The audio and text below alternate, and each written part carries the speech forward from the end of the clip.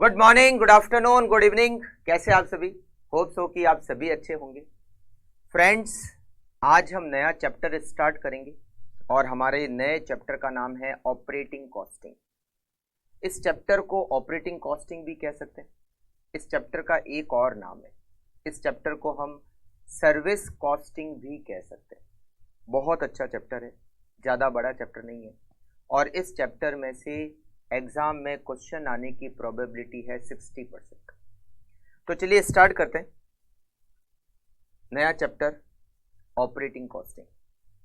Friends, मैंने आप लोगों को बताया था कि जब हम कॉस्ट को कैलकुलेट करते हैं तो हमारे पास कॉस्ट को कैलकुलेट करने के बहुत सारे मेथड हैं। हम दो मेथड ऑलरेडी कंप्लीट कर चुके हैं। हम joint product by product complete कर चुके हैं। हम कॉन्ट्रैक्ट कॉस्टिंग को कंप्लीट कर चुके हैं और कॉस्ट को कैलकुलेट करने का आज हम तीसरा मेथड स्टार्ट कर रहे हैं और उसका नाम है ऑपरेटिंग कॉस्टिंग, मतलब सर्विस कॉस्टिंग। मतलब ये जो चैप्टर है ये कॉस्ट को कैलकुलेट करने का मेथड है। तो सबसे पहले तो आप लोग थोड़ा सा नोट करना स्टार्ट करो, ये क्या है, मतलब ये जो चैप्टर है ऑपरेटिंग कॉस्टिंग क्या है और ये कौन से बिजनेस ऑर्गेनाइजेशन में कॉस्ट को कैलकुलेट करने के काम आता है। नोट करते हैं, सर्विस कॉस्टिंग यानी कि operating costing. Service costing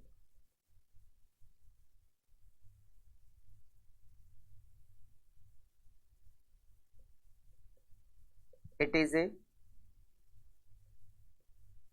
method of costing. ये कॉस्ट को कैलकुलेट करने का एक मेथड है। Second, it is used by service providing business. ये सर्विस प्रोवाइडिंग बिजनेस इस मेथड का यूज करते हैं। Service providing business, service providing business के एग्जांपल, सर्विस प्रोवाइडिंग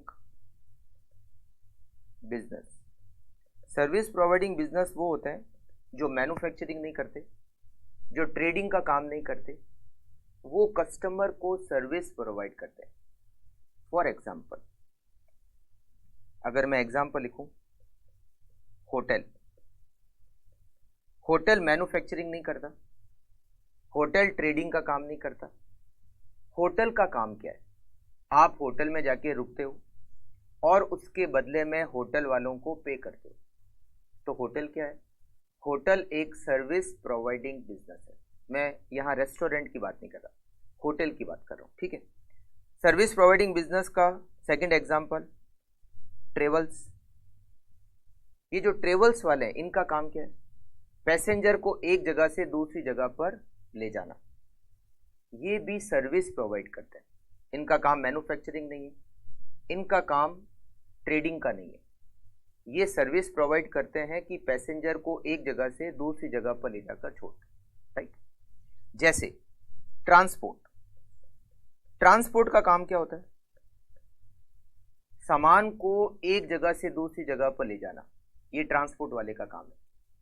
ये भी मैन्युफैक्चरिंग नहीं करते, ट्रेडिंग नहीं करते, ये अपनी सर्विस प्रोवाइड करते हैं, सामान को एक जगह से दूसरी जगह पर लेके जाते हैं। जैसे सिनेमा हॉल।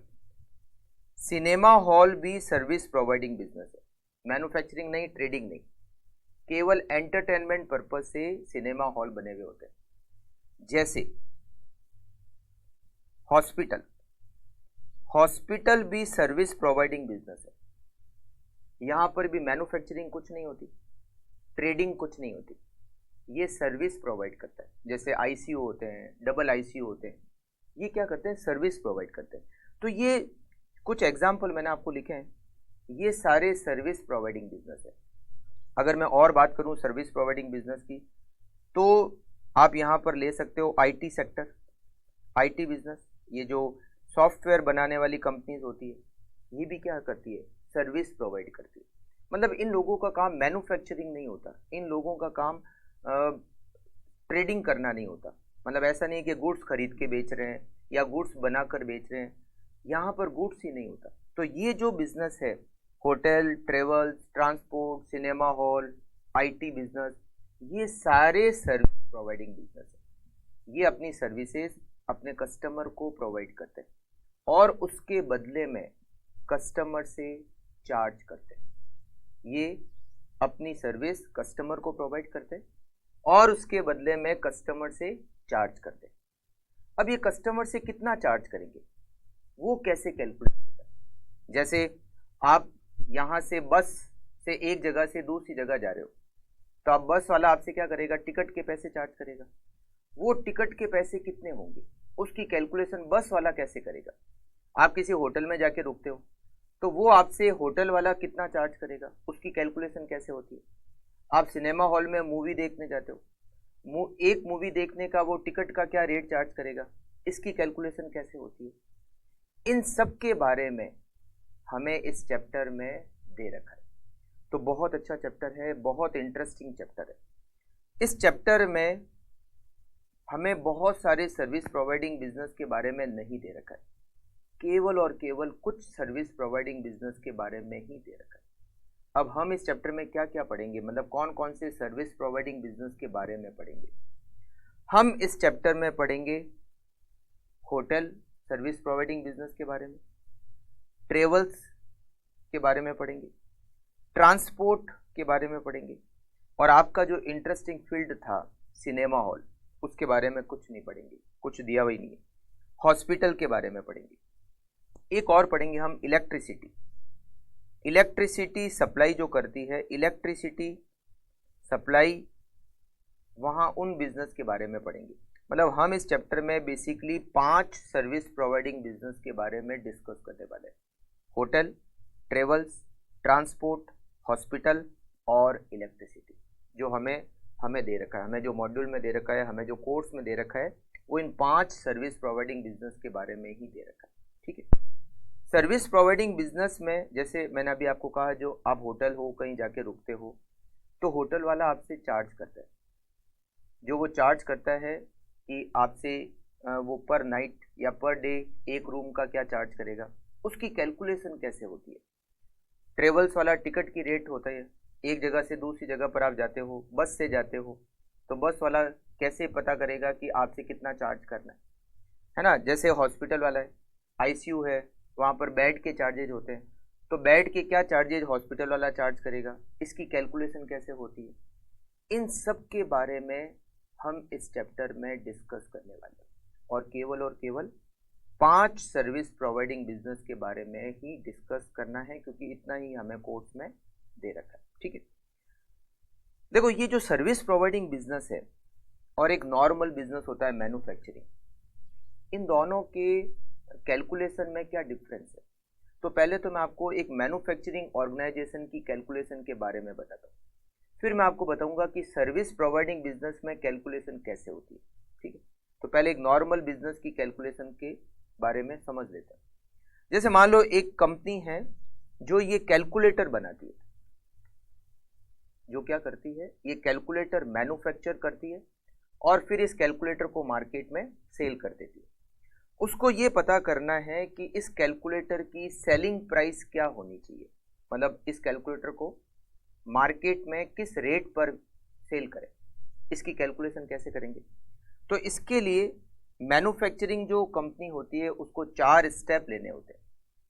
क्या क्या स्टेप लेने होते हैं? पहला step, manufacturing organisation selling price को कैसे कैलकुलेट करती है, इसके लिए उसके पास टोटल 4 स्टेप है। 4 स्टेप से सेलिंग प्राइस को कैलकुलेट किया जाता है। सबसे फर्स्ट स्टेप, पहला स्टेप होता है टोटल नंबर ऑफ यूनिट्स को एस्टिमेट करना। जैसे कैलकुलेटर, एक कंपनी कैलकुलेटर बना रही है, तो उसके लिए कैलकुलेटर एक यूनिट है। एक यूनिट का मतलब है एक कैलकुलेटर। जैसे मान लो एक कंपनी एसी बनाती है, तो उसके लिए एक एसी एक यूनिट है। जैसे मान लो एक कंपनी फैन बनाती है, तो उसके लिए एक फैन एक यूनिट है। एक कंपनी टी शर्ट बनाती है, तो उसके लिए एक टी शर्ट एक यूनिट है। राइट। तो जैसे मान लो इस कंपनी की यूनिट क्या हो गई, कैलकुलेटर। तो सबसे पहला स्टेप होता है टोटल नंबर ऑफ कैलकुलेटर कितने बनाएंगे एक साल में या एक महीने में। यहाँ देखो जो कैलकुलेशन होगी वो एक टाइम पीरियड के हिसाब से होगी। आप टाइम पीरियड एक महीने के हिसाब से भी कर सकते हो, एक साल के हिसाब से भी कर सकते हो, एक क्वार्टर के हिसाब से भी कैलकुलेशन कर सकते हो, ठीक है। मान लो हम एक साल के हिसाब से कैलकुलेशन कर रहे हैं। तो सबसे पहला स्टेप होता है, आप सबसे पहले तो ये एस्टिमेट करो कि एक साल में टोटल कैलकुलेटर कितने बनाकर बेचोगे, आपको एस्टिमेट करना है। जैसे मान लो हमने एस्टिमेट कर लिया कि हम एक साल में 1 लाख कैलकुलेटर बनाकर बेचेंगे, 1 लाख कैलकुलेटर ये बनाकर बेचेंगे। ये हमने सबसे पहला स्टेप लिया, टोटल नंबर ऑफ यूनिट को एस्टिमेट करना। सेकंड स्टेप होता है टोटल कॉस्ट को कैलकुलेट करना। टोटल कॉस्ट मतलब ये जो 1 लाख कैलकुलेटर आप बनाओगे उसमें टोटल खर्चा कितना आएगा, मटेरियल की कॉस्ट, लेबर की कॉस्ट, फैक्ट्री के overhead, administrative overhead, selling and distribution overhead, total कितने खर्चे लगेंगे, आपको टोटल कॉस्ट कैलकुलेट करनी है। मान लो हमने टोटल कॉस्ट कैलकुलेट की, it is 3 crore rupees. Total cost कितनी, 3 करोड़ रुपीज। 1 लाख कैलकुलेटर बनाकर बेचेंगे और हमारा टोटल खर्चा आएगा 3 करोड़ रुपए। ये हमारा हो गया सेकंड स्टेप। तीसरा स्टेप होता है कॉस्ट पर कैलकुलेटर पता करना, मतलब कॉस्ट पर यूनिट को पता करना। यहाँ यूनिट क्या है, कैलकुलेटर। तो टोटल कॉस्ट कितनी आएगी, 3 करोड़, और टोटल यूनिट्स कितनी है, 1 लाख।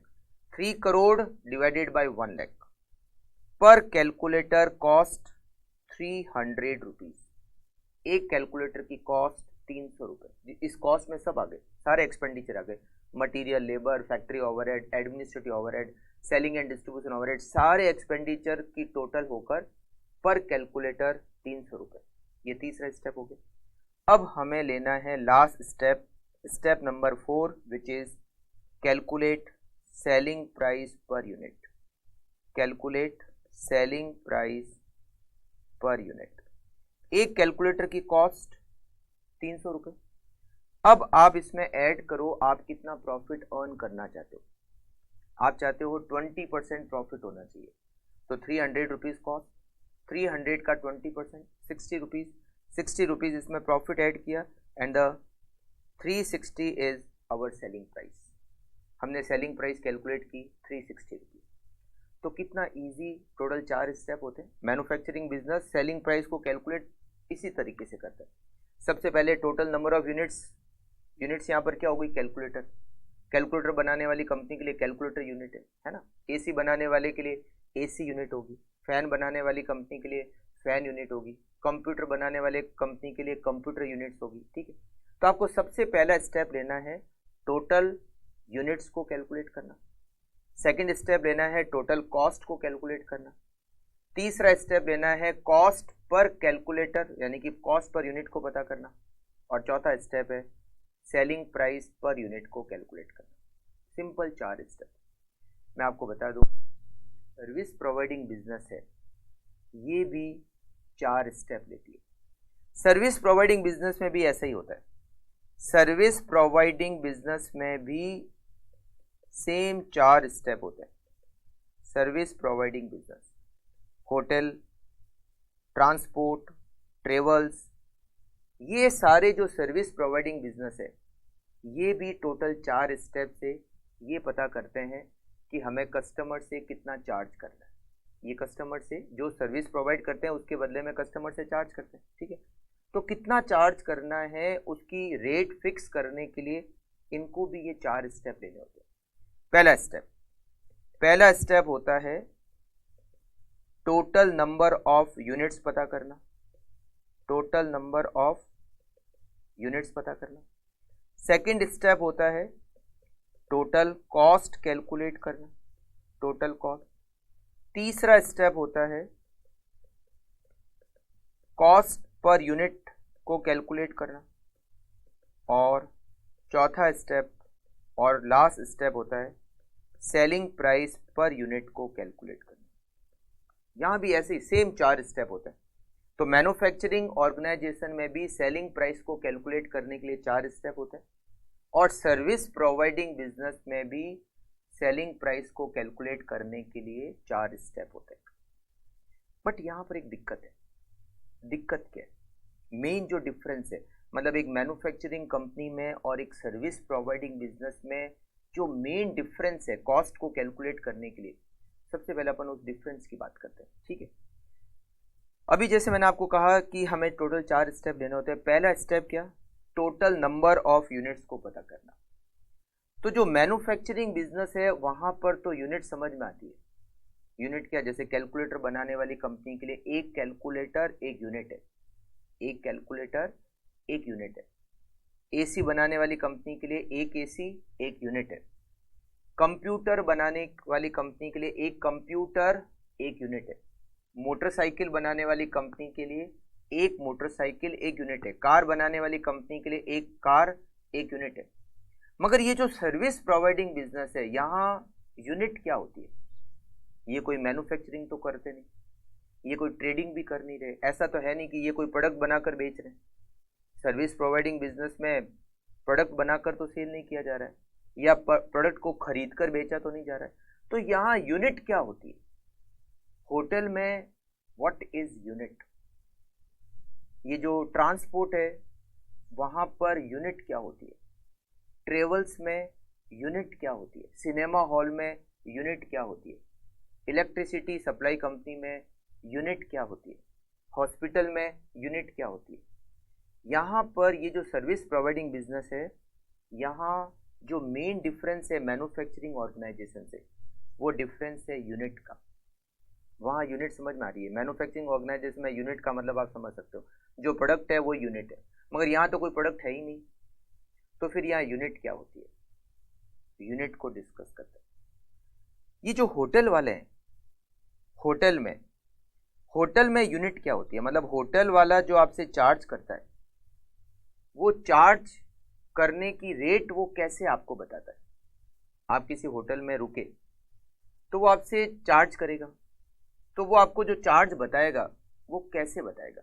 मतलब वो क्या, किस तरीके से आपको चार्ज बताएगा? वो क्या कहेगा कि मैं आपसे 5000 रुपीज पर रूम चार्ज करूंगा। मतलब क्या होटल में एक रूम एक यूनिट है, 5000 रुपीज पर रूम? अगर ऐसा है तो ये गलत है। होटल में एक रूम एक यूनिट नहीं होती। होटल में एक रूम एक यूनिट नहीं होती, क्योंकि अगर ऐसा हो गया, अगर होटल वाला आपको ये कहता है कि मैं 5000 रुपीज पर रूम चार्ज करूंगा, उसने टाइम नहीं बताया कि कितने टाइम के लिए, तो एक रूम के 5000 देने, फिर आप जिंदगी भर उस रूम में रुक सकते हो, क्योंकि उसने तो ये तो नहीं बताया कि 5000 रुपये मैं एक रूम के चार्ज करूंगा कितने टाइम के लिए। उसने टाइम मेंशन नहीं किया, उसने ये कहा कि एक रूम के 5000। तो आप जिंदगी भर उस रूम में रुक सकते हो, क्योंकि उसने कहा एक रूम के 5000। बिल्कुल वो जिंदगी भर के लिए रूम आपका है। 50 दिन ठहरो, 2 महीने ठहरो, 4 महीने ठहरो, एक रूम के 5000। अगर वो आपको ऐसे बता रहा है, इट इज रॉन्ग। वो आपको ऐसे बताएगा। या फिर वो मान लो आपको ये कहता है मैं ₹5000 पर डे चार्ज करूंगा, एक दिन के 5000 रुपये चार्ज करूंगा। अगर वो ऐसा कहता है तो भी गलत है। एक दिन के 5000 रुपये चार्ज करूंगा, इसका मतलब क्या हुआ? रूम चाहे कितने भी हो, पूरी होटल बुक करा दो, एक रूम के 5, एक दिन के 5000। अब एक दिन में आप 4 रूम लो, 10 रूम लो, 50 रूम लो, कितने भी लो, एक दिन के 5000, तो ये भी गलत है। अब होटल वाला आपको कैसे रेट बताएगा? होटल वाला कहेगा हम आपसे चार्ज करेंगे ₹5000 पर रूम पर डे। हम आपसे एक रूम का एक दिन का 5000 रुपये चार्ज करेंगे। अब ठीक है, अब ठीक क्यों है? 5000 रुपये एक रूम के, और एक रूम के एक दिन के, एक रूम के एक दिन के। अब यहां पर टाइम भी आ गया कि 5000 रुपये कितने टाइम के लिए लिए जा रहे हैं। और 5,000 रुपये कितने रूम के लिए लिए जा रहे हैं? तो 5,000 रुपये एक रूम के लिए लिए जा रहे हैं और एक दिन के लिए लिए जा रहे हैं। तो होटल में जो यूनिट होती है वो रूम नहीं होती या डे नहीं होता। होटल में यूनिट रूम और डे दोनों मिलकर बनती है। मतलब होटल में यूनिट क्या हो गई? पर रूम पर डे। जैसे अभी हमने निकाला कि कैलकुलेटर की सेलिंग प्राइस क्या, 360 रुपीज। तो हमने क्या कहा, सेलिंग प्राइस ₹360 पर कैलकुलेटर, ऐसे बोला। अगर आप शॉपकीपर से पूछोगे कि कैलकुलेटर की रेट क्या है तो वो क्या कहेगा, ₹360 पर कैलकुलेटर। एक कैलकुलेटर के 360 रुपए। तो यहां पर एक कैलकुलेटर एक यूनिट है, एक कैलकुलेटर एक यूनिट है। तो यहां पर होटल में एक रूम एक यूनिट नहीं, या एक दिन एक यूनिट नहीं, पर रूम पर डे ये एक यूनिट है। पर रूम पर डे को शॉर्ट में हम ऐसे भी कह सकते हैं, शॉर्ट में हम कह सकते हैं पर रूम डे। कैसे कह सकते हैं? पर रूम डे, पर रूम डे। इसका मतलब ये होता है पर रूम पर डे, एक रूम का एक दिन का 5,000 रुपए। करेक्ट। तो होटल में यूनिट का मतलब होता है रूम डे, ये एक यूनिट है। मतलब दो चीजें मिलकर यूनिट बनी है।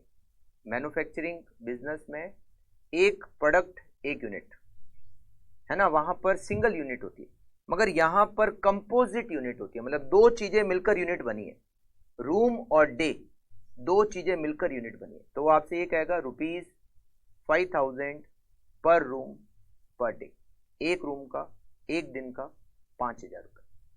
समझा? तो ये होटल में यूनिट।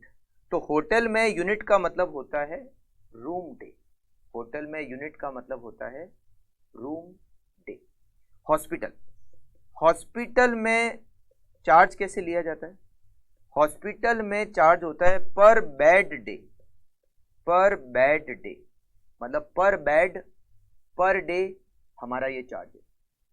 जैसे आईसीयू में या ये जो चार्ज करते हैं ये पर बेड बेसिस पे चार्ज करते हैं, है ना।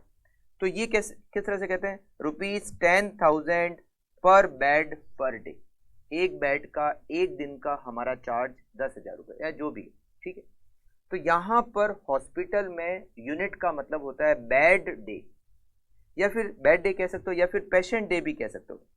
पर पेशेंट डे, पर पेशेंट डे, पर पेशेंट पर डे हमारा ये चार्ज है। तो हॉस्पिटल में दो चीजें मिलकर यूनिट बनी है, एक तो पेशेंट और एक डे, पेशेंट डे। तो यूनिट में केवल पर पेशेंट नहीं आता या पर डे नहीं आता, पर पेशेंट पर डे हमारे ये चार्ज है। समझा? तो हॉस्पिटल में यूनिट का मतलब होता है पेशेंट डे, होटल में यूनिट का मतलब होता है रूम डे। ये जो ट्रांसपोर्ट वाले हैं, ट्रांसपोर्ट में यूनिट क्या होती है? मतलब वो जो चार्ज की रेट बताता है आपको, वो रेट कैसे बताता है? अगर ट्रांसपोर्ट वाला आपको ये कहता है कि मैं आपसे 50 रुपीज पर टन चार्ज करूंगा, एक टन का 50 रुपए, तो चाहे कहीं पर भी गुड्स लेके जाना हो, एक टन का 50 रुपए। मतलब आपको गुड्स मुंबई से दिल्ली ले जाना हो तो भी एक टन का 50 रुपए, और मुंबई से आपको मिजोरम लेके जाना हो तो भी एक टन का 50 रुपए, या मुंबई से आपको चेन्नई लेके जाना है तो भी एक टन का 50 रुपए। मतलब डिस्टेंस से कोई मतलब नहीं, बिल्कुल मतलब है। तो केवल वजन के बेसिस पर किराया नहीं होता, डिस्टेंस के हिसाब से भी किराया होता है। अगर ऐसा कहा जाए ₹50 पर किलोमीटर, तो ये भी गलत है। मतलब ये वाला भी गलत है और ये वाला भी गलत है। ऐसा कहा जाए ₹50 पर किलोमीटर, तो ये भी गलत क्यों है? ये गलत इसलिए है क्योंकि यहाँ वजन है ही नहीं, 1 किलोमीटर का 50 रुपये। अब चाहे आपको 5 टन गुड्स भेजना हो, चाहे 2 टन, चाहे 60 टन, चाहे 12 टन, चाहे 20 टन, हम 1 किलोमीटर का 50 रुपये चार्ज करेंगे, ये भी गलत है। तो उनको जब किराया बताना होता है तो वजन और डिस्टेंस दोनों को कंबाइन करके आपको रेट बताना होता है। मतलब दोनों को रेट में शामिल करना होता है। तो वो कैसे बताते हैं?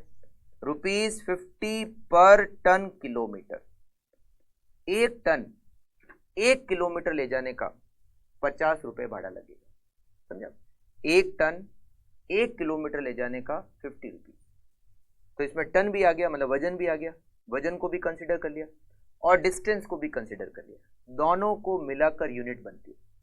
तो ट्रांसपोर्ट में यूनिट का मतलब होता है टन किलोमीटर, केवल टन नहीं, केवल किलोमीटर नहीं, टन और किलोमीटर दोनों को मिलकर यूनिट बनती है, ये यूनिट है ना।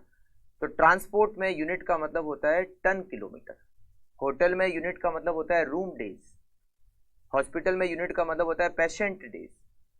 अच्छा, ट्रेवल्स में यूनिट का मतलब होता है पैसेंजर किलोमीटर। क्या होता है?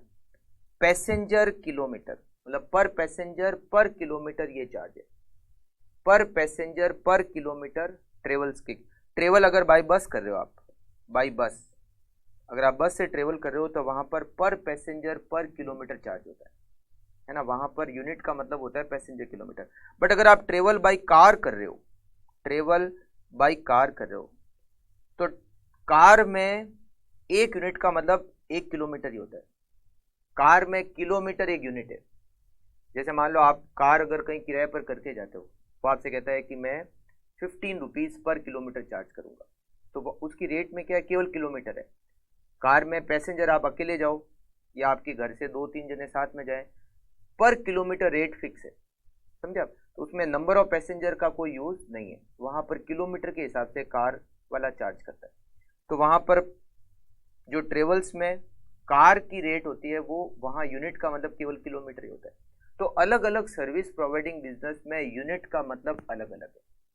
मैन्युफैक्चरिंग बिजनेस में यूनिट का मतलब है प्रोडक्ट, आप जो प्रोडक्ट बनाते हो वो एक प्रोडक्ट एक यूनिट है। मगर यहाँ पर अलग अलग सर्विस प्रोवाइडिंग बिजनेस में यूनिट का मतलब अलग अलग है। तो होटल में हम लिख लेते हैं कौन से सर्विस प्रोवाइडिंग बिजनेस में यूनिट कौन सी होती है ना, आप लोग लिख लीजिए सर्विस प्रोवाइडिंग, यहां ऊपर हेडिंग लगा लीजिए unit, service providing business, service providing business और यूनिट। सर्विस प्रोवाइडिंग हमारे जो जो कोर्स में दे रखा है हम केवल उसी के बारे में यहां पर बात करेंगे, ठीक है। सर्विस प्रोवाइडिंग बिजनेस और वहां पे यूनिट क्या होती है। ट्रांसपोर्ट में यूनिट का मतलब होता है, ट्रांसपोर्ट में सामान को एक जगह से दूसरी जगह ले जाया जाता है और ट्रेवल्स में पैसेंजर को एक जगह से दूसरी जगह। तो ट्रांसपोर्ट में यूनिट का मतलब होता है टन किलोमीटर। अच्छा, वैसे जरूरी नहीं कि हमेशा वजन टन में ही हो, कुछ और भी तरीका हो सकता है, मतलब लीटर हो सकता है या गैलन हो सकता है या कुछ और हो सकता है। बट जनरली यहाँ पर हमें जो क्वेश्चंस दे रखे हैं या जो भी कहीं एग्जाम में भी आ रखे हैं तो ज़्यादातर टन में ही आता है, मगर जरूरी नहीं कि हमेशा टन ही होगा, टन की जगह कुछ और भी हो सकता है, ठीक है। तो ट्रांसपोर्ट में टन किलोमीटर, ट्रेवल में पैसेंजर किलोमीटर, ये ट्रेवल बाय बस। अगर ट्रेवल बाय कार है, तो किलोमीटर, पैसेंजर किलोमीटर नहीं, किलोमीटर। होटल में रूम डेज, पर room per day, room day.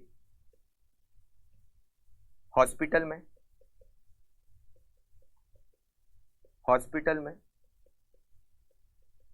Patient day, पर पेशेंट पर डे। इलेक्ट्रिसिटी में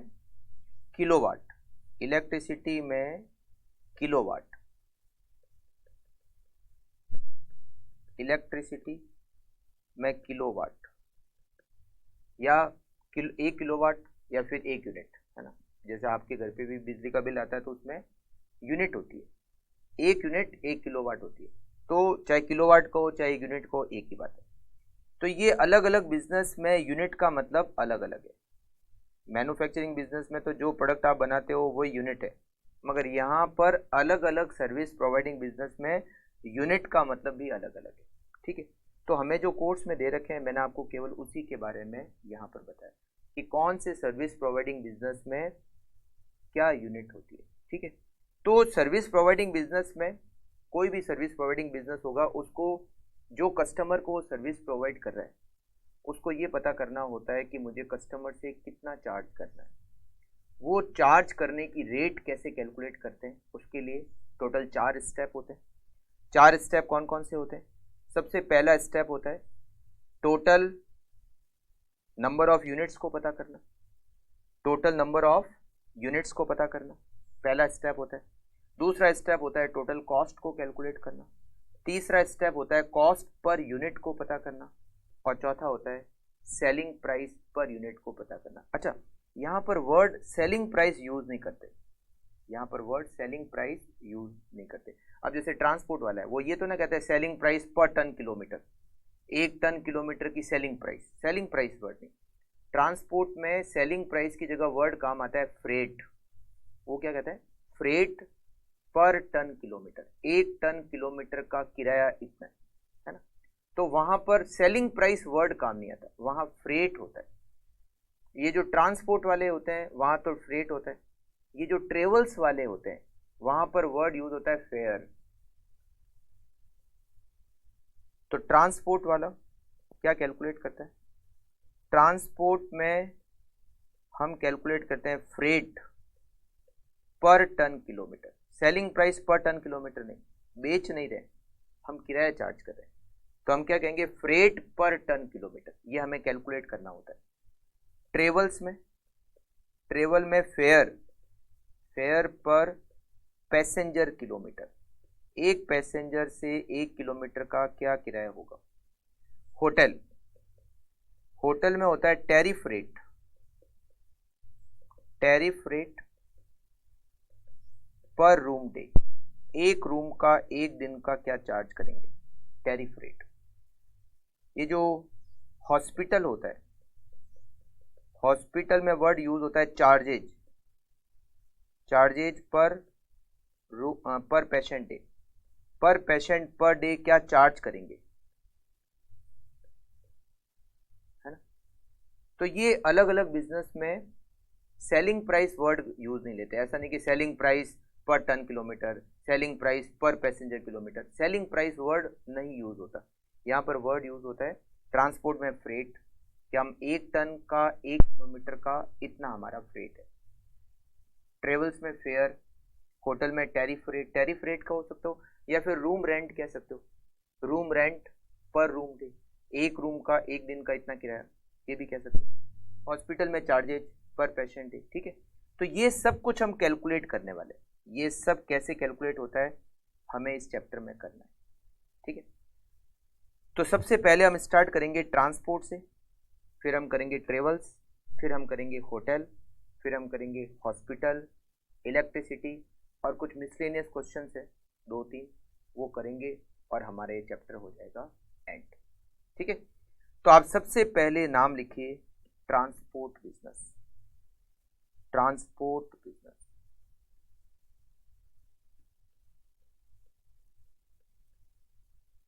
ट्रांसपोर्ट जो गुड्स को एक जगह से दूसरी जगह पर लेके जाते हैं, वो ट्रांसपोर्ट बिजनेस होता है ना। तो 4 स्टेप होते हैं इसमें। पहला step calculate ton kilometre, total ton kilometre. यहाँ यूनिट क्या होती है? Ton kilometre. तो हमें सबसे पहले क्या पता करना होता है? हमें सबसे पहले टन किलोमीटर को कैलकुलेट करना होता है। दूसरा स्टेप होता है कैलकुलेट टोटल कॉस्ट। हमें टोटल कॉस्ट को कैलकुलेट करना होता है। तीसरा स्टेप हमें कॉस्ट पर टन किलोमीटर पता करना होगा। कॉस्ट पर टन किलोमीटर, जैसे वहां होती है कॉस्ट पर यूनिट, यहाँ यूनिट क्या है? Ton kilometre, 1 ton kilometre 1 unit है। तो टोटल कॉस्ट में जब हम टन किलोमीटर का डिवाइड करेंगे तो हमें क्या मिलेगी? Cost per ton kilometre. और चौथा स्टेप होता है फ्रेट पर टन किलोमीटर।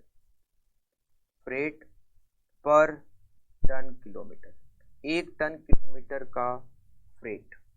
ये टोटल 4 स्टेप होते हैं। अच्छा, जरूरी नहीं है कि हमें हर क्वेश्चन में ये 4 स्टेप लेने, हो सकता है क्वेश्चन केवल 3 स्टेप तक ही क्या रखा हो कि आप कॉस्ट पर टन किलोमीटर निकालो, आगे फ्रेट पर टन किलोमीटर को कैलकुलेट करना ही नहीं है तो ठीक है, ओके 3 स्टेप तक ही हो गया क्वेश्चन। तो वैसे मतलब टोटल 4 स्टेप होते हैं, हो सकता है क्वेश्चन 3 स्टेप तक का ही है ना, तो वो डिपेंड करता है क्वेश्चन के ऊपर। तो सबसे पहला स्टेप होता है टन किलोमीटर को पता करना, दूसरा स्टेप होता है टोटल कॉस्ट को पता करना, तीसरा स्टेप होता है कॉस्ट पर टन किलोमीटर को कैलकुलेट करना, और चौथा स्टेप होता है फ्रेट पर टन किलोमीटर को कैलकुलेट करना। ठीक है, अब हम स्टेप बाय स्टेप सीखते हैं। जैसे ये टन किलोमीटर कैसे कैलकुलेट करते हैं, फिर टोटल कॉस्ट कैसे कैलकुलेट करते हैं, फिर कॉस्ट पर टन किलोमीटर। तो अब हम स्टेप बाय स्टेप डिस्कस करते हैं। ठीक है, सबसे पहला स्टेप है टोटल टन किलोमीटर को कैलकुलेट करना। टोटल टन किलोमीटर, ये टन किलोमीटर कैसे निकालते हैं, टन किलोमीटर की कैलकुलेशन कैसे होती है, बहुत इजी है। टन और किलोमीटर दोनों को मल्टीप्लाई कर लो, result is what, ton kilometre. Ton और किलोमीटर दोनों को मल्टीप्लाई कर लो, टन किलोमीटर मिल जाएंगे। कैसे समझना, ठीक है। अच्छा, हम ये जो टन किलोमीटर कैलकुलेट करते हैं ना, ये टाइम पीरियड के कैलकुलेट करते हैं।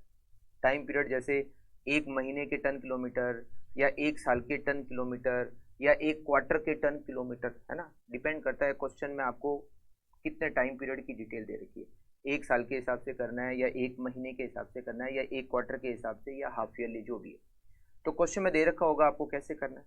अगर आपको क्वेश्चन ने कुछ बता नहीं रखा है कि कैसे करना है, मंथली बेसिस पे करना है या ईयरली बेसिस पे करना है, कुछ नहीं दे रखा है, तो फिर आपकी चॉइस है, आप मंथली बेसिस पे भी कर सकते हो, ईयरली बेसिस पे भी कर सकते हो। ठीक है, अब देखो ये कैसे कैलकुलेट करते हैं। जैसे मान लो आपको 1 महीने के टन किलोमीटर निकालने, 1 महीने के टन किलोमीटर निकालने, तो कैसे निकालते हैं, मैं आपको एग्जाम्पल से समझाता हूँ ना, ध्यान से समझना। जैसे मान लो एक ट्रक, एक ट्रांसपोर्ट वाला है जिसके पास एक ट्रक ही है। ठीक है, वो जो ट्रक है वो चलता है जयपुर और दिल्ली के बीच में, बस। मतलब जयपुर से दिल्ली जाता है और दिल्ली से वापस जयपुर आता है। ठीक है, बिल्कुल बहुत ध्यान से समझना, आपको बिल्कुल समझ में आ जाएगा कि टन किलोमीटर कैसे कैलकुलेट करते हैं, क्योंकि बाकी इस चैप्टर में कुछ ज़्यादा भारी है नहीं। ठीक, तो एक ट्रक वाला है जिसके पास एक ट्रक है, और उसका ट्रक जयपुर और दिल्ली के बीच में चलता है। और मान लो जयपुर और दिल्ली के बीच का जो डिस्टेंस है, मान लो वो 300 किलोमीटर है, 300 किलोमीटर। ठीक है, जयपुर और दिल्ली के बीच का डिस्टेंस मान लेते हैं 300 किलोमीटर। अब वो क्या करता है, एवरी डे जयपुर से दिल्ली जाता है और वापस दिल्ली से उसी दिन जयपुर आ जाता है। जयपुर से दिल्ली जाता है और सेम डे दिल्ली से वापस जयपुर आता है। जयपुर से जब वो दिल्ली जाता है तो उसके ट्रक में 10 टन वजन रहता है। जब उसका ट्रक जयपुर से दिल्ली की तरफ जाता है तो ट्रक में ऑन एन एवरेज 10 टन वजन रहता है, और जब वो वापस आता है तो उसके ट्रक में ऑन एन एवरेज 6 टन वजन रहता है। जाते समय ऑन एन एवरेज 10 टन और वापस आते समय ऑन एन एवरेज 6 टन वजन रहता है। और 1 महीने में उसका ट्रक 25 दिन चलता है। 1 मंथ उसकी जो वर्किंग है वो 25 दिन की है, 25 डेज। अब हमें बताना है टन किलोमीटर 1 साल के। Calculate ton kilometre per annum, 1 साल के टन किलोमीटर कितने होंगे। अब इसकी कैलकुलेशन कैसे होगी, देखो आराम से। सबसे पहले तो हम क्या करेंगे, जाने के टन किलोमीटर 1 साल के अलग निकालेंगे, और वापस आने के टन किलोमीटर 1 साल के अलग निकालेंगे। जाने के टन किलोमीटर अलग और आने के टन किलोमीटर अलग। ठीक है, फिर दोनों को जोड़ देंगे तो टोटल टन किलोमीटर हो जाएंगे, आने और जाने दोनों के मिला के।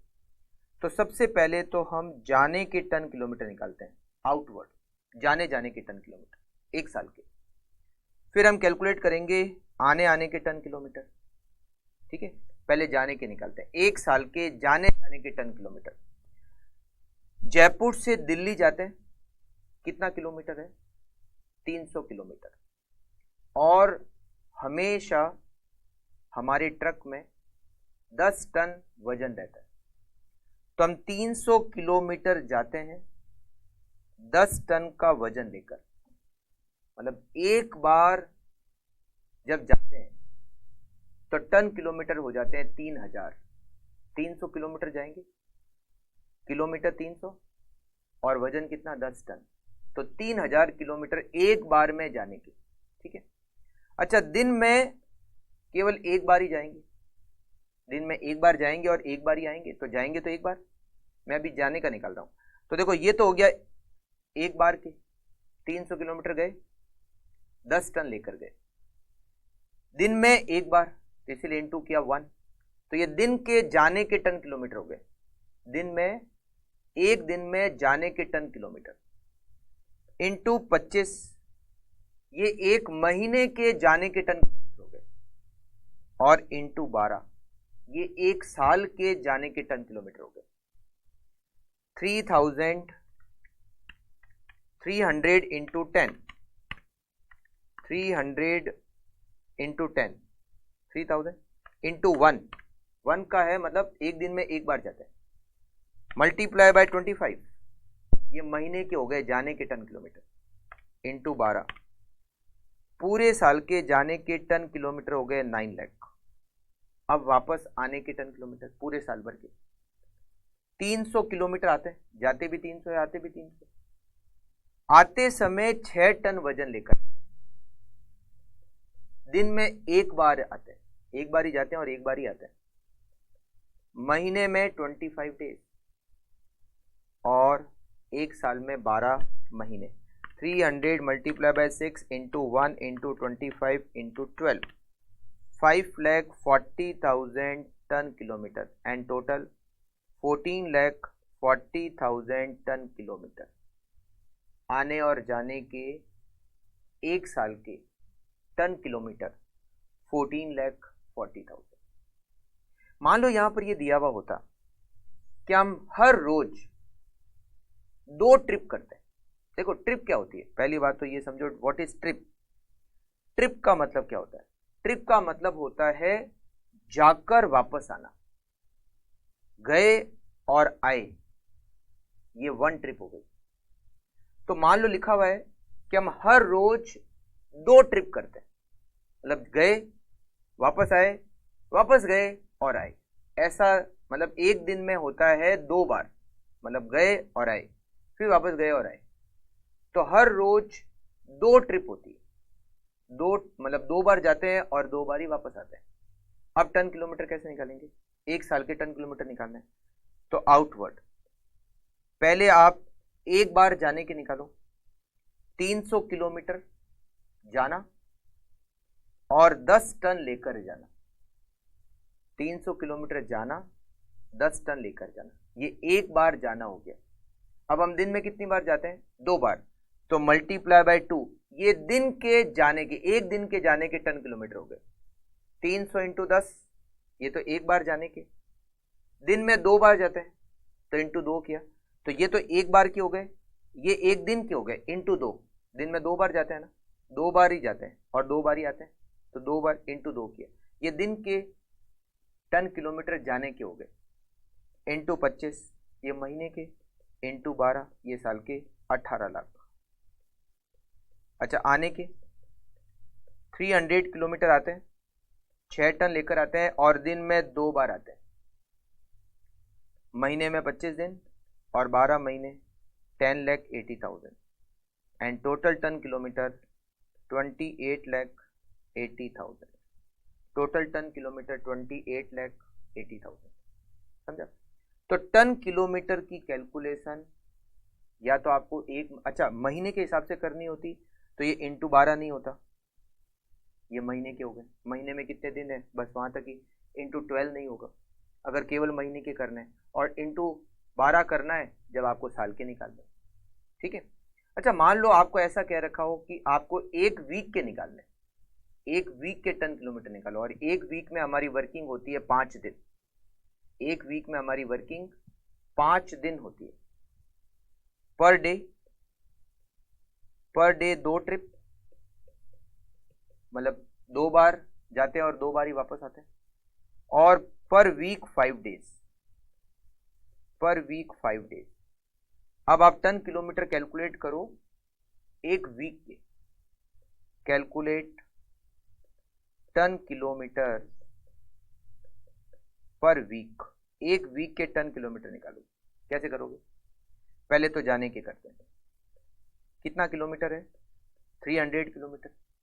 जाते समय 10 टन। दिन में 2 बार जाएंगे, 2 बार ही जाएंगे और 2 बार ही आएंगे, तो ये दिन के टन किलोमीटर हो गए जाने के, मल्टीप्लाई बाय 5 डेज। एक वीक में 5 दिन, और एक वीक के टन किलोमीटर निकालने हैं। ये हो गए जाने के टन किलोमीटर एक वीक के। वापस आने के 300 किलोमीटर आते हैं, 6 टन। दिन में 2 बार आएंगे और वीक में 5 दिन। ये हो गए टन किलोमीटर एक वीक के। मान लो ऐसे निकालना हो 4 वीक के टन किलोमीटर निकालो, एक वीक में 5 दिन और आप 4 वीक के निकालो, तो क्या करोगे? इंटू 4, ये 4 वीक के टन किलोमीटर हो गए। समझ गया? तो आपको टन किलोमीटर की कैलकुलेशन या तो एक महीने की या एक वीक की या एक साल की, इस तरह से आपको क्वेश्चन के हिसाब से करनी पड़ेगी। ठीक है। तो पहले आप एक बार के करो, फिर दिन के करो, फिर महीने के, फिर साल के, इस तरह से आपको कैलकुलेट करना पड़ेगा। ठीक है। अच्छा, टन किलोमीटर एक ट्रिप के भी निकल सकता है। एक ट्रिप का मतलब कैसे? जो फॉर एग्जांपल हमें दे रखा है कि एक ट्रक है जो जयपुर से रवाना हुआ। कहां से रवाना हुआ? जयपुर से। जयपुर से वो गया दिल्ली, जयपुर से दिल्ली गया, दिल्ली से वो आगरा गया, आगरा से वो गया उदयपुर, उदयपुर से वो गया बीकानेर, और बीकानेर से आ गया वो जयपुर। जयपुर से दिल्ली, दिल्ली से आगरा, आगरा से उदयपुर, उदयपुर से बीकानेर और बीकानेर से जयपुर।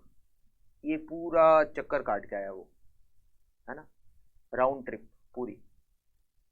आपको इस ट्रिप के टन किलोमीटर निकालने। जयपुर से दिल्ली मान लेते हैं 300 किलोमीटर, दिल्ली से आगरा 200 किलोमीटर, आगरा से उदयपुर 400 किलोमीटर। ऐसे लिख रहा हूँ, आप गूगल सर्च करके मत देखना कि वाकई में इतना किलोमीटर है या नहीं, ये तो ऐसे ही एग्जाम्पल है। उदयपुर से बीकानेर 200 किलोमीटर और बीकानेर से जयपुर 150 किलोमीटर। ठीक है। जयपुर से दिल्ली जब हम गए तो ट्रक में 10 टन का वजन था। दिल्ली से आगरा के बीच में 8 टन, आगरा से उदयपुर के बीच में 6 टन, उदयपुर से बीकानेर के बीच में 5 टन और बीकानेर से जयपुर के बीच में 60 टन। हमें टन किलोमीटर निकालना है, तो कैसे करोगे? देखो, जयपुर से दिल्ली 300 किलोमीटर गए 10 टन, प्लस फिर दिल्ली से आगरा 200 किलोमीटर गए 8 टन, प्लस आगरा से उदयपुर 400 किलोमीटर गए 6 टन, प्लस उदयपुर से Bikaner 200 kilometre 5 ton, plus Bikaner से Jaipur 150 kilometre 60 ton. 3000 plus 1600 plus 2400 plus 1000 plus 1050। तो इन सबको ऐड कर लेते। 3000 plus 1600 plus 2400 plus 1000 plus 1050, total ton kilometre हो गए 9050। राइट? ठीक है। तो एक ट्रिप का भी ऐसा निकल सकता है। कोई ऐसी ट्रिप हो जो दे रखा हो, यहाँ से वहाँ गया, वहाँ से वहाँ, वहाँ से वहाँ, वहाँ से वहाँ, वहाँ से वहाँ, वापस रिटर्न बैक, तो उसके भी टन किलोमीटर निकाले जा सकते हैं। या टन किलोमीटर ऐसे एक महीने के निकालना हो, एक साल के निकालना हो, वैसे भी निकल सकते हैं। ठीक है। तो हमारा पहला स्टेप होता है टन किलोमीटर निकालना। टन किलोमीटर निकालना हमारा पहला स्टेप। अब दूसरा स्टेप होता है टोटल कॉस्ट को कैलकुलेट करना। ये कॉस्ट कैसे कैलकुलेट करता है? टोटल कॉस्ट, जितने भी एक्सपेंडिचर है सब जोड़ लो। अगर आपने टन किलोमीटर एक महीने के निकाले हैं तो एक महीने के टोटल कॉस्ट सारे खर्चे जोड़ दो। आपने टन किलोमीटर एक साल के निकाले तो एक साल के जितने भी एक्सपेंडिचर है सबको ऐड कर लो। अब यहां पर हम क्या करेंगे, टोटल कॉस्ट को दो कैटेगरी में डिवाइड करेंगे। एक होगा रनिंग कॉस्ट और सेकंड फिक्स कॉस्ट। अब आप रनिंग कॉस्ट का मतलब समझो, रनिंग कॉस्ट में क्या क्या आएगा? वो एक्सपेंडिचर जो ट्रक की रनिंग के साथ में लगते हैं, मतलब ट्रक चलने के साथ में जो खर्चे लगते हैं वो रनिंग कॉस्ट है। ट्रक चलने के साथ में डीजल का खर्चा, डीजल की कॉस्ट, टायर ट्यूब की कॉस्ट, टायर एंड ट्यूब की कॉस्ट, वो रनिंग कॉस्ट है। रिपेयर और मेंटेनेंस की cost, running cost. Repair and maintenance की कॉस्ट रनिंग कॉस्ट। और रनिंग कॉस्ट में क्या आ सकता है? ऑयल, ये जो ऑयल वगैरह देते हैं, ल्यूब्रिकेंट ऑयल वगैरह है ना, ग्रीस ऑयल, जो खर्चा होता है रनिंग कॉस्ट। इन 4-5 एक्सपेंडिचर को छोड़ जो ट्रक की रनिंग के साथ में लगते हैं, बाकी सारे खर्चे कहां लेने? Fix cost, other than running cost. इसके अलावा जो भी खर्चे लगते हैं, जैसे ड्राइवर की सैलरी फिक्स कॉस्ट में आ जाएगा, क्योंकि ड्राइवर को जनरली पर मंथ बेसिस पे करते हैं। डेप्रीशिएशन ट्रक का फिक्स में आ जाएगा, क्योंकि जनरली ऐसा होता है पर एनम डेप्रीशिएशन की ये रेट है, तो फिक्स में आ जाएगा। और फिक्स में क्या आ सकता है? जैसे इंश्योरेंस कराते हैं ट्रक का, इंश्योरेंस की कॉस्ट। अगर ट्रांसपोर्ट वाले का कोई ऑफिस है तो ऑफिस के जो भी खर्चे होते हैं जनरली वो भी सारे के सारे फिक्स आते हैं। गैरेज का किराया जो होता है, ट्रक जहाँ पर हम खड़ी करके रखते हैं उसका किराया, वो भी फिक्स कॉस्ट। तो ये 3-4 एक्सपेंडिचर है जो आपको रनिंग में लिखना है, और बाकी जो भी खर्चे हैं वो आपको कहाँ लिखने हैं? फिक्स में लिखना है। तो रनिंग कॉस्ट, फिक्स कॉस्ट, और दोनों को मिला टोटल कॉस्ट। तो सेकंड स्टेप आपका हो जाएगा, आप टोटल कॉस्ट निकालोगे। टोटल कॉस्ट निकालोगे, इट इज सेकंड स्टेप। पहला स्टेप टोटल टन किलोमीटर निकालोगे, second step total cost calculate करोगे। तीसरा step cost per ton kilometre, total cost divided by total ton kilometre, आपको क्या मिल जाएगी? Cost per ton kilometre. और चौथा स्टेप, एक टन किलोमीटर का freight, cost per ton kilometre, उसमें आपको दे रखा होगा कितना प्रॉफिट हमें अर्न करना है, आप उसमें प्रॉफिट ऐड करो कॉस्ट में, result is freight per ton kilometre.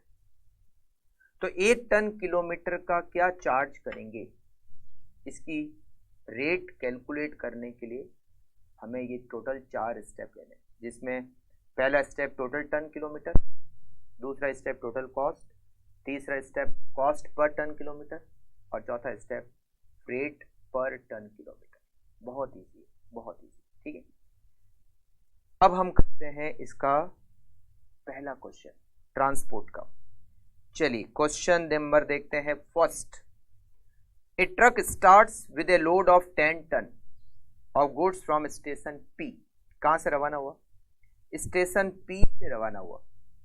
कितना वजन है? 10 टन।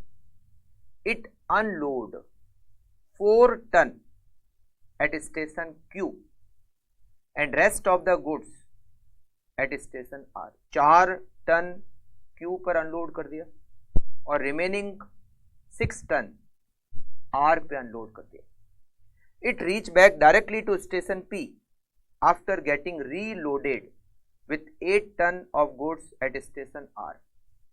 8 से हमने रीलोड किया 8 टन और सीधे पी पहुंच गए, क्यू आई ही नहीं, सीधे कहां पहुंच गए? पी पहुंच गए। Distance between P to Q, Q to R, and then from R to P are 40, 60, 80 kilometer respectively. Compute absolute ton kilometer and commercial ton kilometer. अब ये 2 टन किलोमीटर अलग अलग क्या है, ठीक है ना? देखो समझना, ये था स्टेशन P, यहां से हम गए Q और वहां से हम गए R, और R से वापस कहाँ आ गए? P। ऐसे ही हुआ, P से Q, Q से R, और फिर R से डायरेक्टली P। P से Q का जो डिस्टेंस है वो है 40 किलोमीटर। Q से R का डिस्टेंस है 60 किलोमीटर और R से P का डिस्टेंस है 80 किलोमीटर। P से जब हम रवाना हुए, ट्रक में 10 टन वजन था, 10 टन का लोड था। हमने Q पर 4 टन खाली कर दिया, Q स्टेशन पर 4 टन अनलोड कर दिया, तो ट्रक में कितना बचा? 6 टन गुड्स बचा। और ये 6 टन हमने R पे जाके अनलोड कर दिया पूरा। फिर R पे वापस रीलोड किया, कितना? 8 टन। और कहां ले जाके खाली कर दिया? P पे ले जाके खाली कर दिया। वापस कहां पहुंच गए? P। हमें टन किलोमीटर पता करने हैं, तो यहां पर 2 टन किलोमीटर दे रखे हैं, एब्सोल्यूट और कॉमर्शियल। ये होते क्या है?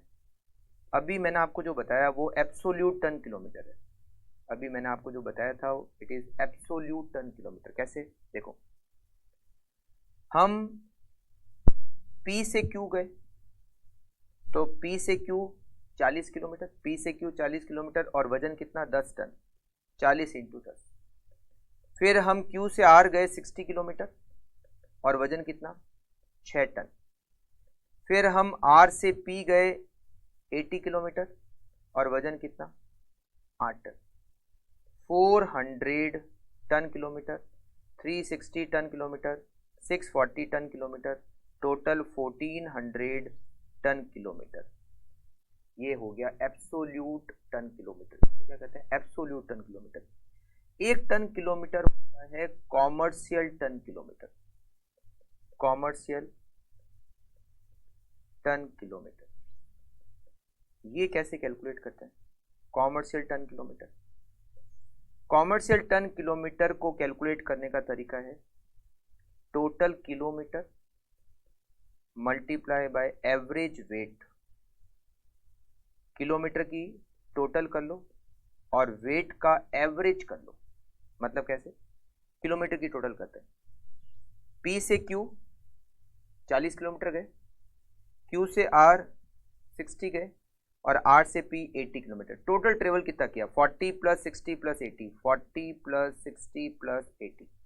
हमने टोटल ट्रेवल किया 180 किलोमीटर। वेट का एवरेज करते हैं। हमारे पास 10 टन वजन था, फिर 6 टन था, फिर 8 टन था। 10 plus 6 plus 8 divided by 3, average ऐसी करते हैं। तीन वजन अलग अलग टाइम पे था, 10 था, 6 टन था, 8 टन था। तीनों का एवरेज कैसे करेंगे? 10 प्लस 6 प्लस 8 डिवाइडेड बाय 3। ये हो गए 180 किलोमीटर और ये एवरेज हो गया 8। It is 1440 ton kilometre. तो ये तो हो गया आपका एब्सोल्यूट टन किलोमीटर, ये हो गया आपका कॉमर्शियल टन किलोमीटर। ठीक है, आप इसको कंप्लीट कर लीजिए।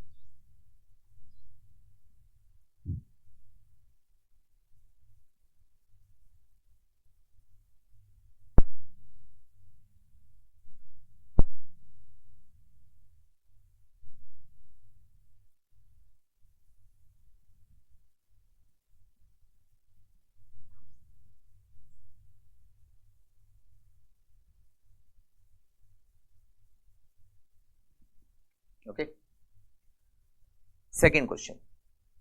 सेकंड क्वेश्चन आपके मॉड्यूल से ले रखा है।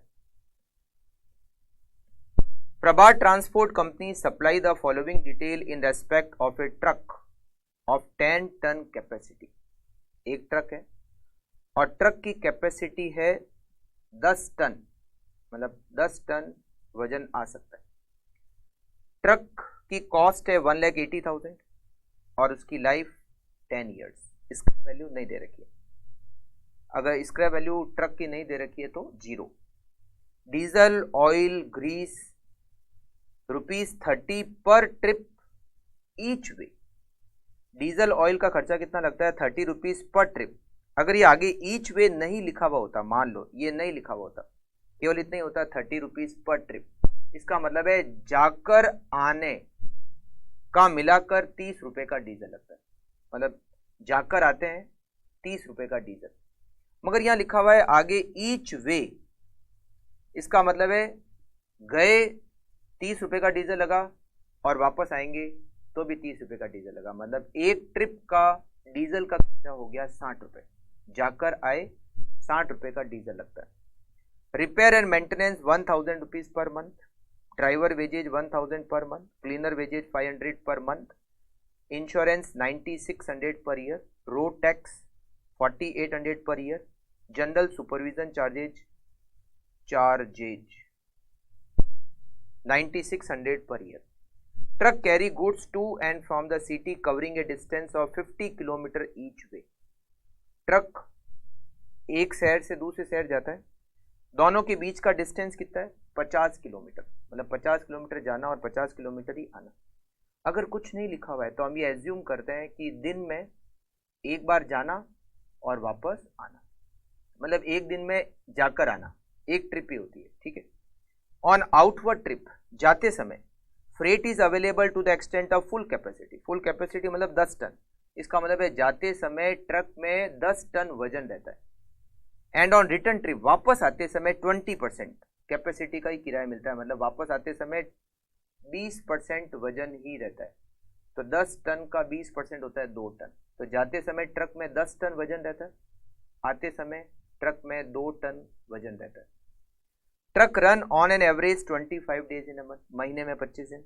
Workout, operating cost per ton kilometre, आपको कॉस्ट पर टन किलोमीटर पता करना है और आपको रेट भी पता करनी है, मतलब फ्रेट, एक टन 1 किलोमीटर का कितना फ्रेट चार्ज करें।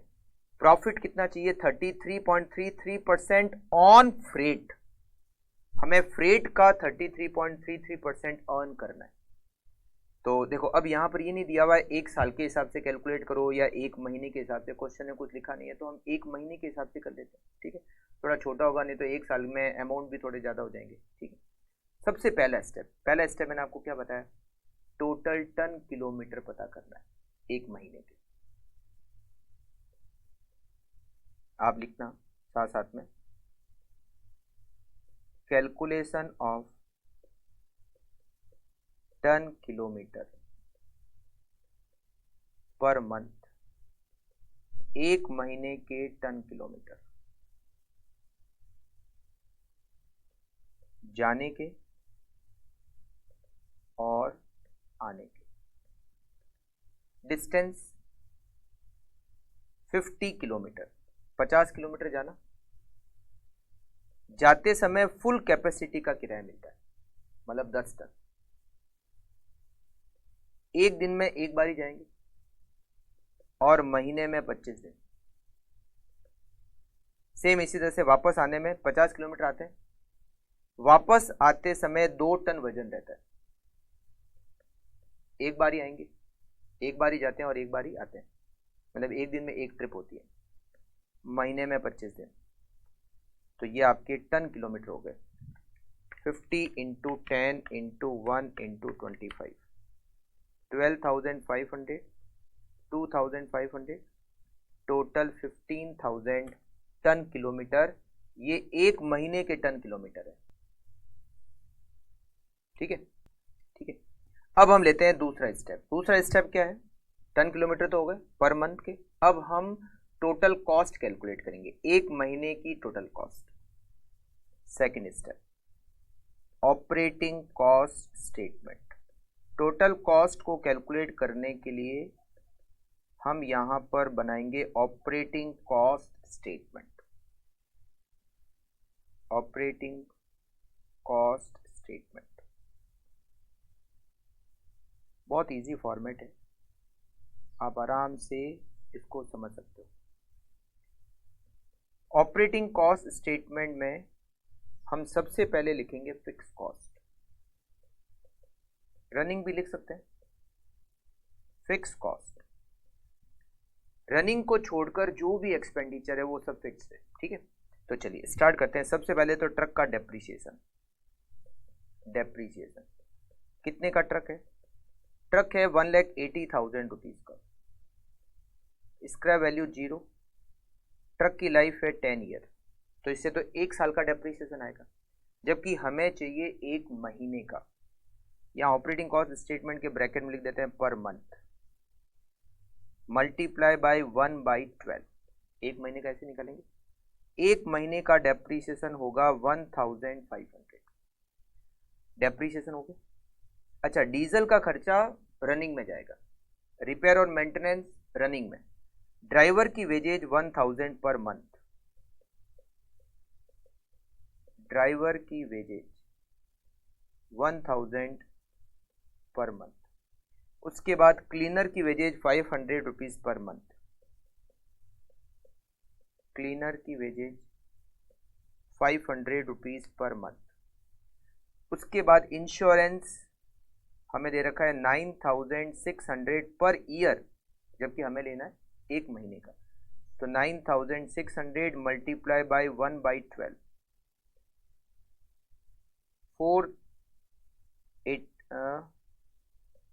9600 divided by 12, it is 800 rupees, 800 rupees insurance per month.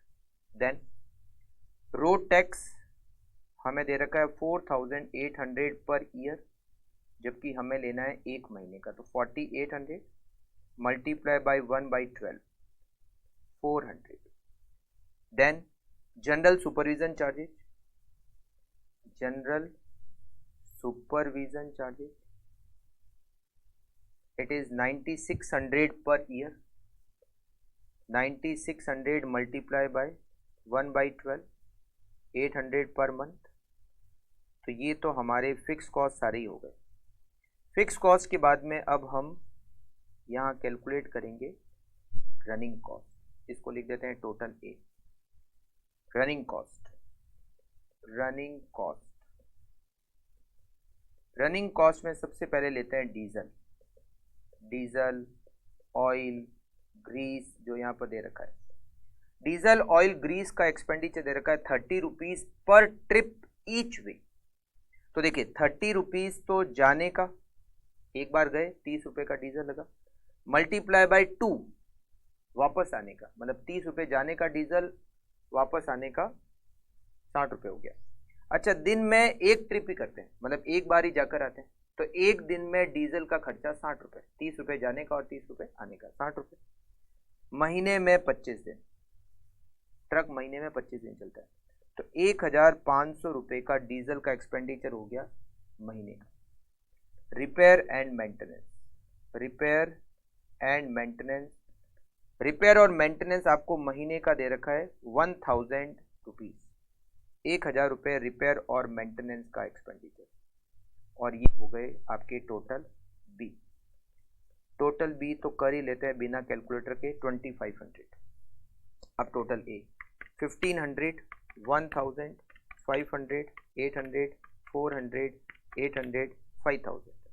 Total A 5000, total B 2500, total cost A plus B, total cost A plus B 7500, total cost A plus B 7500।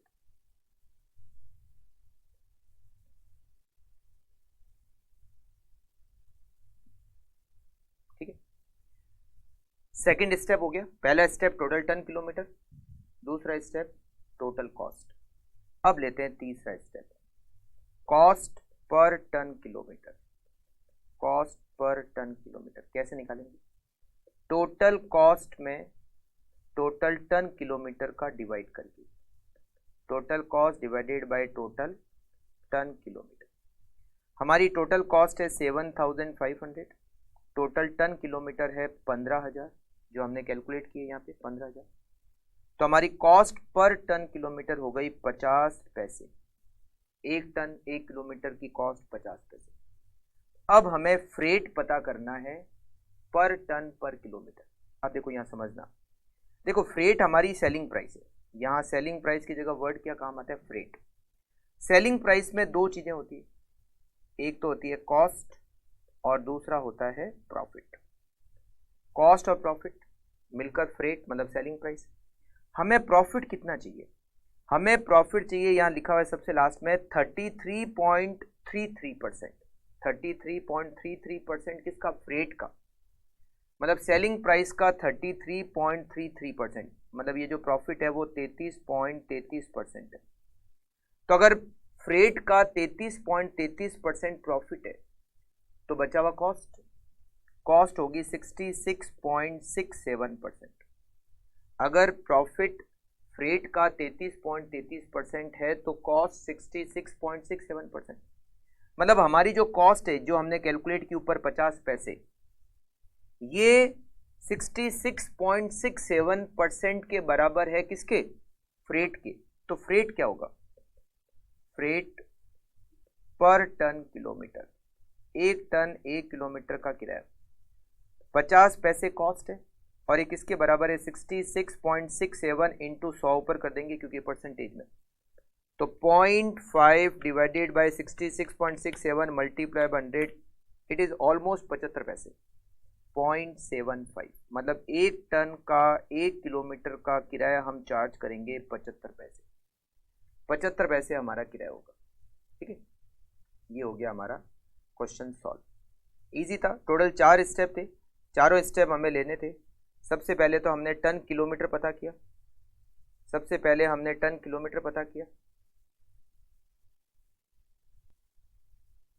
फिर हमने total cost calculate की, फिर total cost divided by total ton kilometre, हमने cost per ton kilometre calculate की, और उसके बाद हमने फ्रेट पर टन किलोमीटर को कैलकुलेट किया। बहुत इजी है। अच्छा, जो हमने कैलकुलेशन की है, हमें क्वेश्चन में नहीं दे रखा था कि आपको पर मंथ करना है या पर एनम कैलकुलेट करना है, ऐसा कुछ दे नहीं रखा था, तो हमने फिर पर मंथ कैलकुलेशन की। आप चाहो तो पर एनम बेसिस पे भी कैलकुलेशन कर सकते हो। हाँ, लास्ट में आंसर सेम आएगा। ठीक है, अगर आप पर एनम करते हो तो फिर सब कुछ पर एनम होगा, टन किलोमीटर भी per annum, operating cost statement भी पर एनम, फिर सब कुछ पर एनम होगा। और अगर आप पर मंथ बेसिस पे जैसे अभी हमने किया है तो सारे सब कुछ पर मंथ है, टन किलोमीटर भी पर मंथ है, सारे एक्सपेंडिचर भी 1 महीने के हैं, सब कुछ फिर 1 महीने के ही लेना है। अगर 1 साल के ले रहे हो तो सब कुछ 1 साल के, 1 महीने के ले रहे हो तो फिर सब 1 महीने के। ऐसा मत कर लेना कि कुछ 1 साल के कर लिए और कुछ 1 महीने के ले लिए, ऐसा हो गया तो फिर गड़बड़ हो जाएगा, गलत हो जाएगा हमारा आंसर। ठीक है,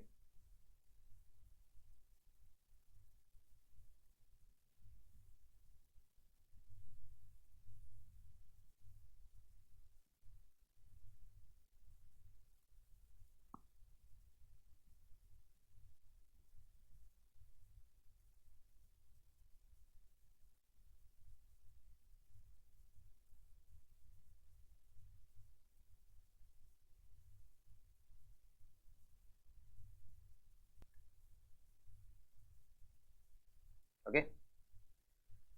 तो ये हमारा एंड हो गया सेकंड क्वेश्चन का सलूशन।